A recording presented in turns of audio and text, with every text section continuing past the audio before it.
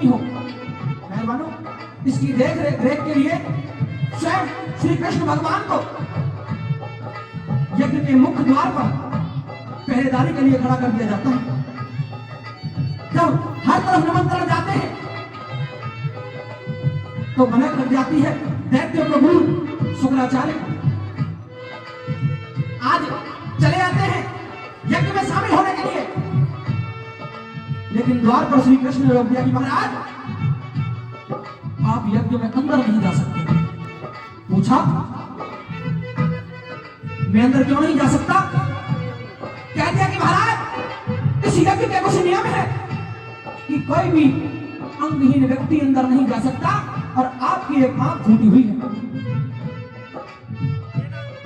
मेहरबानो, क्रोधित होते हैं शुक्राचार्य, कहते हैं कि मेरी तो एक छोटी सी आंख फूटी हुई है महाराज, लेकिन इस यज्ञ के अंदर बैठे हुए बड़े बड़े ज्ञानी महाज्ञानी, बड़े बड़े देवता ऋषि मुनि, क्या उनके अंदर कोई कमी नहीं है? अरे मेरे को सिर्फ एक छोटी सी कमी शरीर के अंदर है। इन्होंने तो बहुत बहुत बड़े कांड किए हुए हैं। एक तरफ से गिनवाऊंगा, जरा ध्यान से सुनना। और महाराज कमी तो आपके अंदर भी है, ये जो मेरी आंख फूटी हुई है ये भी आपने ही खोली है। सारी कहानी और सबकी कमियां गिनवाते हुए शुक्राचार्य जी क्या कहते हैं, और अंत में श्री कृष्ण भगवान ने कैसे उनकी आंख फोड़ी थी वो भी बताते हैं। बड़ी सुनने लायक बात होगी, एक एक शब्द ध्यान से सुनिएगा।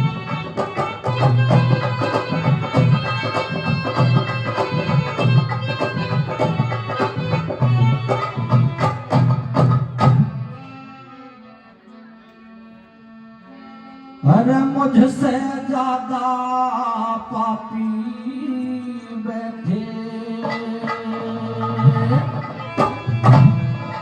अरे इस यज्ञ में ब्रह्म ज्ञानी,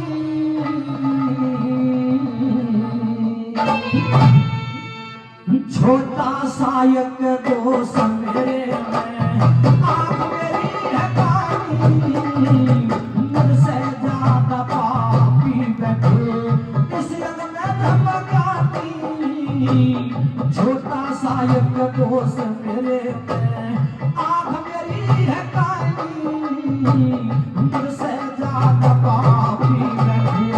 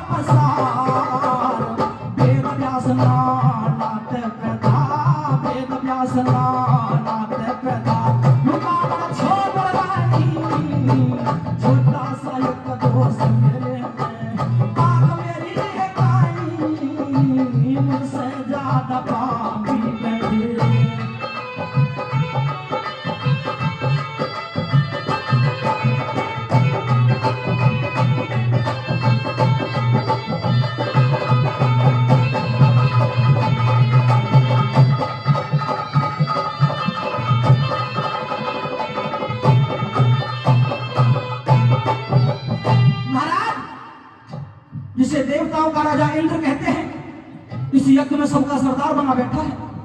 अरे इससे पूछिए, जब गौतम ऋषि कुटिया के बाहर गए हुए थे तो गौतम ऋषि का रूप धर के ये छड़िया बन करके उनकी स्त्री के पास जारी करने पहुंच गया था। क्या इसके अंदर ये कमी नहीं है? नारद ने एक वेश्या के सामने प्यार के लिए, प्रेम प्रसंग के लिए झोली फैला दी थी, क्या उसके अंदर कमी नहीं है? और महाराज सबसे बड़ी कमी तो ये पांडवों के अंदर है। ये अपने आप को पांडु पुत्र कहते हैं। लेकिन सारा संसार जानता है कि इनमें से एक भी औलाद पांडु की नहीं है। अगली बात में किस तरह कहने लगे,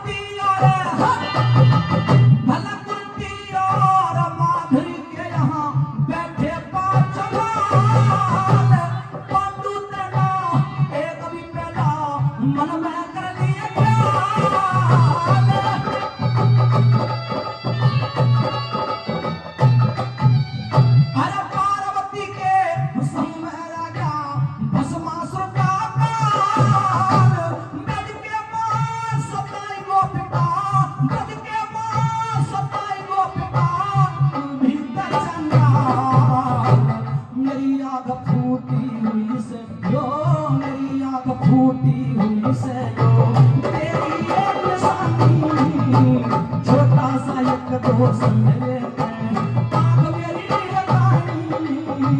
मुझसे ज्यादा पापी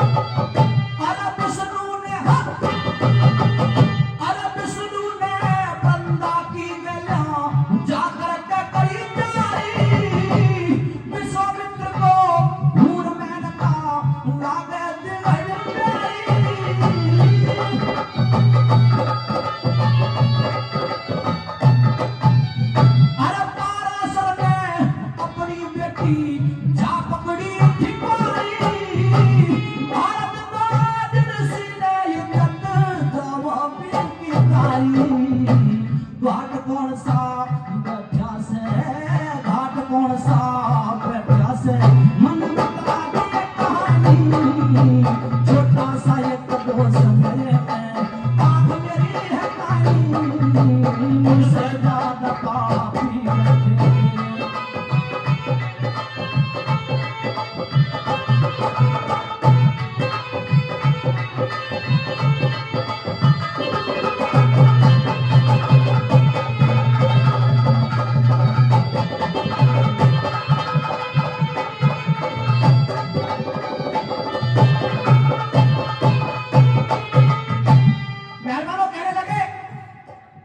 कृष्ण भगवान, क्या आपको याद है कि मेरी ये आंख आप ही ने फोड़ी थी?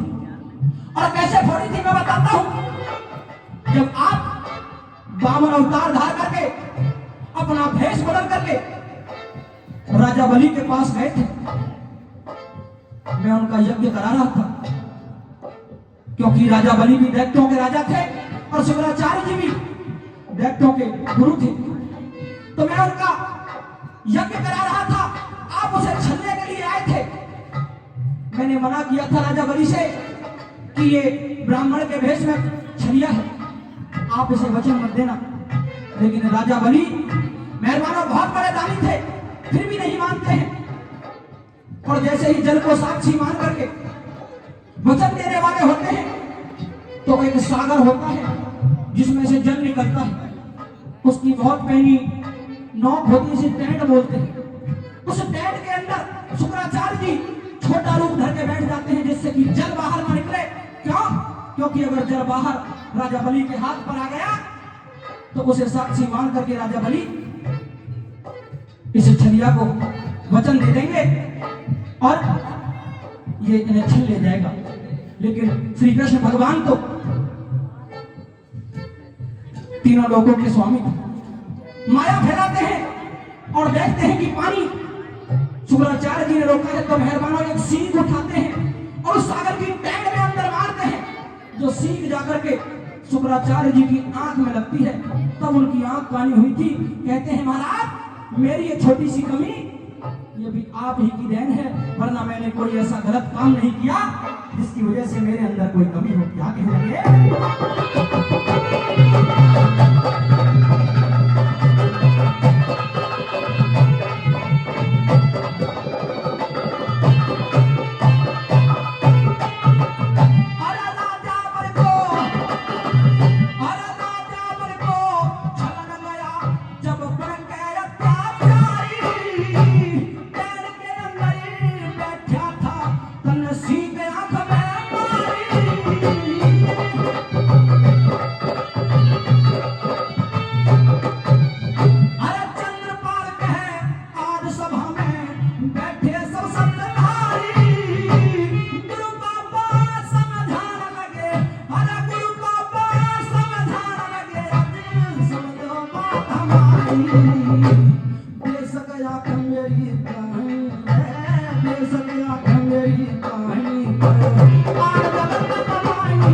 छोटा सा एक दोष मेरे में, आँख मेरी है काली, मुझसे ज्यादा पापी बैठे इस रंग में हम जानी। छोटा सा एक दोष मेरे में, आँख मेरी है काली, मुझसे ज्यादा पापी बैठे।